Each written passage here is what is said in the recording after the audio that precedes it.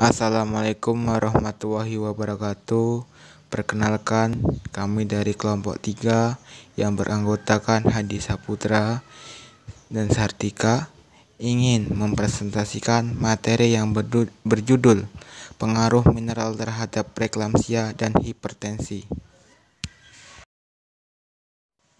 Preeklamsia adalah gangguan multisistem yang mempersulit 3-8% dari kehamilan. Preeklamsia juga merupakan salah satu penyebab utama morbiditas dan mortalitas. Mortalitas merupakan jumlah kematian dalam skala besar. Preeklamsia adalah kondisi terjadi hipertensi di pertengahan kehamilan, yaitu pada minggu ke-20. 10-15% kematian pada ibu hamil ini berhubungan dengan preeklamsia atau disebabkan oleh preeklamsia. Dalam kehamilan, preeklamsia disebut juga dengan hipertensi, serta adanya proteinuria pada wanita setelah kehamilan 20 minggu. Proteinuria atau disebut dengan albuminuria adalah kondisi urin atau air kencing mengandung jumlah albumin yang tidak normal. Albumin merupakan salah satu jenis protein dalam darah. Kondisi proteinuria ini bukanlah penyakit, tetapi merupakan gejala yang bisa menandakan penyakit tertentu. Hipertensi adalah salah satu penyakit kardiovaskuler yang perlu diwaspadai karena merupakan penyakit kronik utama yang sangat berbahaya, yaitu dengan julukan silent killer. Hipertensi dapat disebabkan oleh dua faktor, yaitu faktor yang tidak dapat dikontrol dan faktor yang dapat dikontrol. Asupan mineral seperti natrium, kalsium, magnesium, dan kalium merupakan salah satu faktor hipertensi yang dapat dikontrol. Selain asupan mineral, status gizi juga mempengaruhi, yaitu seperti indeks massa tubuh dan presentase lemak dalam tubuh juga berhubungan dengan tekanan darah. Indeks massa tubuh berhubungan langsung dengan tekanan darah, terutama tekanan darah sistolik. Tanda-tanda penyakit hipertensi: naiknya tekanan darah sistolik di atas normal. Penyakit hipertensi ini ditandai dengan naiknya tekanan darah sistolik dan atau diastolik melebihi batas normal. Hipertensi terjadi jika tekanan darah sistolik melebihi 130 mmHg dan tekanan darah diastolik melebihi 80 mmHg. Selain itu, tanda-tanda lain dari penyakit hipertensi adalah sakit kepala, mimisan, detak jantung yang tidak normal, gangguan penglihatan, dan pusing. Penyakit hipertensi ini tidak hanya menyerang pada usia lanjut, namun juga menyerang pada usia muda. Berdasarkan penelitian, hampir 30% hipertensi muncul pada usia 20 hingga umur 55 tahun yang digolongkan dengan hipertensi esensial atau primer.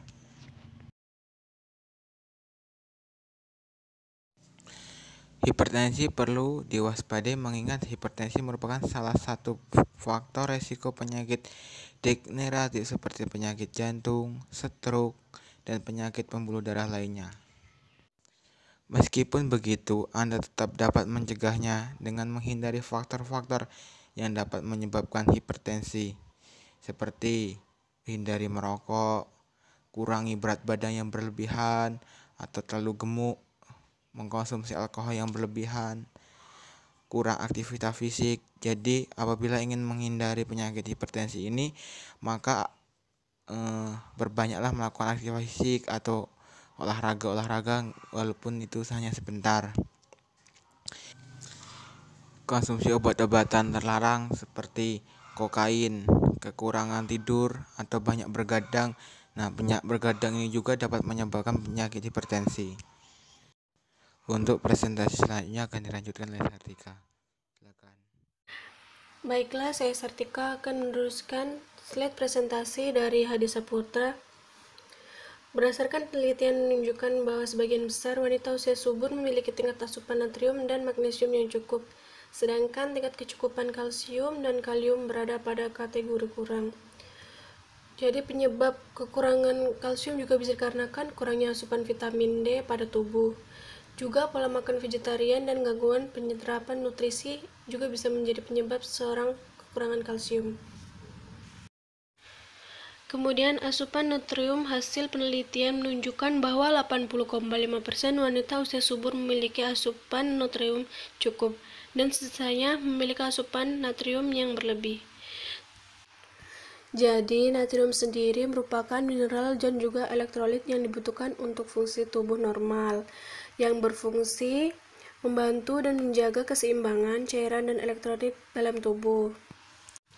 Tetapi jika natrium tersebut dikonsumsi dalam jumlah yang berlebih, akan bisa menyebabkan tekanan darah tinggi atau hipertensi. Namun ternyata kadar natrium rendah juga tidak baik bagi kesehatan, yang bisa menyebabkan kelelahan, pusing, mual, muntah, dan kebingungan. Berdasarkan hasil kuesioner didapatkan jenis makanan tinggi natrium yang sering dikonsumsi oleh subjek yaitu biskuit, mie instan, makanan asin, atau bisa jadi makanan ringan yang berbentuk dalam kemasan. Mengapa makanan yang berbentuk kemasan itu mengandung natrium tinggi? Supaya rasa dan tampilannya pada produk makanan tersebut tetap awet serta tahan lama. Kemudian, konsumsi natrium berlebih terjadi karena masyarakat cenderung menyukai makanan yang memiliki rasa asin dan gurih, sehingga konsumsi garam dapur penyedap rasa menjadi tinggi. Ini biasanya terjadi karena budaya dan kebiasaan-kebiasaan di masing-masing daerah. Misalnya seperti masyarakat pesisir, yaitu Semarang, memiliki kecenderungan menyukai masakan yang asin dan gurih dibandingkan dengan kota lain, yaitu seperti Yogyakarta. Tekanan darah tinggi terjadi bukan hanya karena asupan natrium yang tinggi pada saat ini, melainkan manifestasi dari asupan natrium dalam jangka waktu yang lama. Jadi tekanan darah tinggi atau yang disebut dengan hipertensi ini terjadi akibat kebiasaan yang sudah lama dilakukan oleh seorang untuk mengkonsumsi makanan tinggi natrium dan didukung oleh faktor-faktor lain yang dapat mempengaruhi tekanan darah. Misalnya dari faktor keturunan, faktor usia, faktor stres, dan kegemukan. Atau bisa jadi karena pola makan tidak sehat dan mengkonsumsi garam yang tinggi.